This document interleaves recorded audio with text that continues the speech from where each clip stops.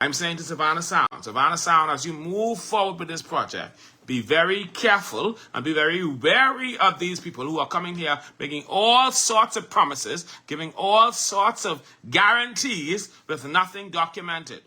And then the other thing was, the young man said to people, oh, and you can check our website. Come to find out, a gentleman in the meeting got up and said, well, I checked the website and the website is not updated. As a matter of fact, the information you're presenting tonight is not on the website.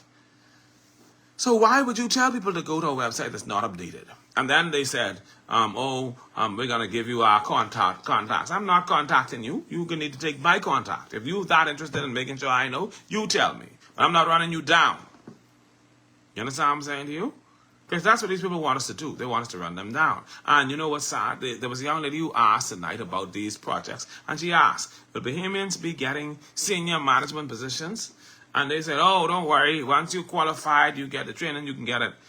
Foolishness. You know what's sad?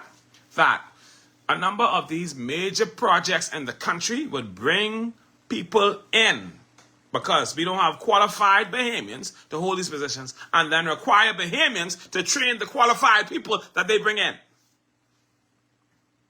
And if that don't annoy you, that annoys me. If the person is so qualified, why the Bahamian got to train them when they reach? Make that make sense. They qualified.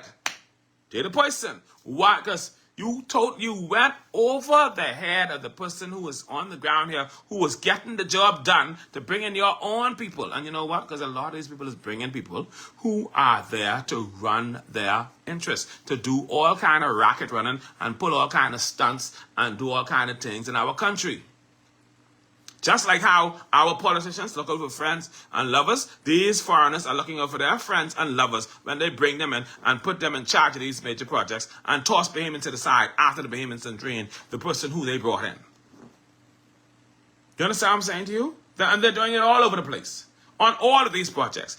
It is baffling to me, and I've always said it and I'll say it again, that we had the hotel training college, the best institution in the Bahamas, still a part of the best institution in the Bahamas, the University of the Bahamas, and the best institution in the Caribbean, in the Caribbean.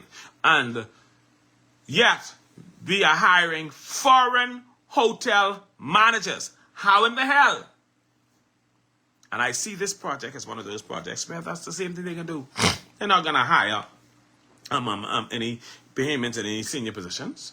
They're determined to keep Bahamians as hewers of wood and drawers of water. You can be the maid, you can be the landscaper, you can be the towel boy or girl or whatever the hell that is. You can be the person mopping the floor or washing the dishes or toting the luggage, but you will never sit in management positions. 3 white men and 1 black man. Make me feel like we going back to the days of slavery and the black man was selling his life away, trying to convince everybody how genuine this project is and how it's going to make sure take care of everybody and address every concern and they can work miracles. Because like I said to you earlier before the live was cut, it was slave black people who would take their own people or other villages and hand them over to slave traders, pretending as if they had their best interests at heart, encouraging them to go on the boat,